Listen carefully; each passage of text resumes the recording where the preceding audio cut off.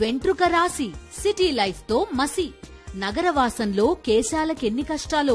పూర్తి వివరాలకు చదవండి రేపటి సాక్షి హైదరాబాద్ ఎడిషన్. ఇక ఢిల్లీ వాసులను వాయు కాలుష్యం ఉక్కిరి బిక్కిరి చేస్తోంది. గాలి నాణ్యత అంతకంతకు క్షీణిస్తోంది. ఆకాశంలో నల్లని కాలుష్య మేఘాలు కమ్ముకున్నాయి. రోజు రోజుకు గాలి నాణ్యత సూచి అధ్వాన్న స్థితిలో నమోదవుతోంది. ఇవాళ ఢిల్లీలో ఎయిర్ క్వాలిటీ ఇండెక్స్ 432గా నమోదైంది. దాదాపు అన్ని ప్రాంతాల్లోనూ గాలి నాణ్యత సూచి 400కు పైగానే నమోదవుతోంది. దీంతో ఢిల్లీ వాసులు తీవ్ర ఇబ్బందులు పడుతున్నారు. శ్వాసకోశ వ్యాధుల బారిన పడుతున్నారు. గ్రూప్ 3 నియంత్రణ అమలుపై ఇవాళ ఢిల్లీ ప్రభుత్వం నిర్ణయం తీసుకోనుంది. రైట్, ఢిల్లీలో ఏం జరుగుతోంది? కాలుష్యపు కోరల్లో చిక్కున్న ఢిల్లీ బయట పడేదేలన్న ప్రశ్న తలెత్తుతోంది. మరిన్ని అప్డేట్స్ మా కరెస్పాండెంట్ వెంకటేష్ అడిగి తెలుసుకుందాం.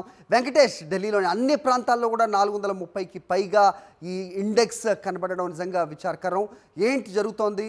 సో అలారంగా ఉన్న సిచ్యువేషన్ అయితే మనం చూస్తూ ఉన్నాం. సో అధికారుల చర్యలు ఏ రకంగా ఉంటున్నాయి? అప్డేట్ చెప్పండి.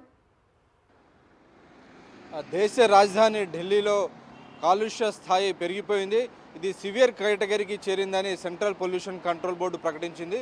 దీని కారణంగా ఢిల్లీ రాష్ట్ర ప్రభుత్వం ఈరోజు గ్రేడెడ్ రెస్పాన్స్ యాక్షన్ ప్లాన్ అమలు చేయబోతుంది. సో స్టేజ్ 3కి చేరినటువంటి నేపథ్యంలో ప్రధానంగా స్కూళ్లను సెలవులు ప్రకటించి ఆన్లైన్ క్లాసులను నిర్వహించే దిశగా ఈరోజు నిర్ణయం తీసుకునేటువంటి అవకాశం ఉంది. అలాగే ఢిల్లీలో ఉన్నటువంటి నిర్మాణ పనులన్నింటిపైన నిషేధం విధించేటువంటి అవకాశాలు కనబడుతున్నాయి. వీటితో పాటు ఢిల్లీకి వచ్చేటువంటి ఇంటర్ స్టేట్ బస్సెస్ సర్వీసెస్ అన్నిటిని కూడా నిషేధించి కేవలం సిఎన్జి వెహికల్స్ మాత్రమే అలో చేసే విధంగా నిర్ణయాలు తీసుకునేటువంటి అవకాశం ఉంది. సో కాలుష్య స్థాయి 432 పాయింట్లకు పైగా చేరినటువంటి నేపథ్యంలో ఢిల్లీ రాష్ట్ర ప్రభుత్వం ఈ అత్యవసర నిర్ణయాలు తీసుకోవాల్సినటువంటి అవసరం ఏర్పడింది.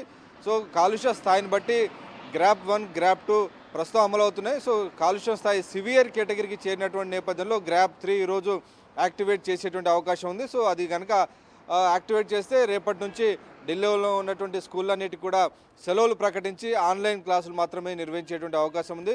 సో ఇదే రకమైనటువంటి పరిస్థితి మరికొన్ని రోజులు కొనసాగేటువంటి అవకాశం ఉంది. ప్రధానంగా ఉత్తర భారతంలో ఈ పొగమంచు తీవ్రత అలాగే ఉష్ణోగ్రతలన్నీ కూడా పడిపోయినటువంటి నేపథ్యం. ఆ నేపథ్యంలోనే ఇటు గాలి వేగం కూడా, విండ్ స్పీడ్ కూడా తగ్గిపోయినటువంటి నేపథ్యంలో ఒకే చోట పొగమంచు నిలవబడిపోవడం, అలాగే పంట వ్యర్థాల దహనం, అలాగే వెహిక్యులర్ పొల్యూషన్ కారణంగా పూర్తిగా స్మాగ్ అంతా ఈ పొగమంచులో చేరి అక్కడే దట్టంగా నల్లటి పొగమంచు కప్పుకున్నటువంటి పరిస్థితి. దీని కారణంగా ఇటు ఢిల్లీ ప్రజలు అలాగే ఢిల్లీకి వచ్చేటువంటి వారందరూ కూడా శ్వాసకోశ సంబంధ సమస్యలతో ఇబ్బంది పడుతున్నటువంటి పరిస్థితి మనకు కనబడుతున్నాం. ప్రతి ఏడాది ఈ నవంబర్, డిసెంబర్ సమయంలో అలాగే జనవరి వరకు కూడా ఇదే రకమైనటువంటి కాలుష్యం దేశ రాజధాని ఢిల్లీని పట్టి పీడిస్తున్నటువంటి సందర్భం మనకు కనబడుతోంది. హరి.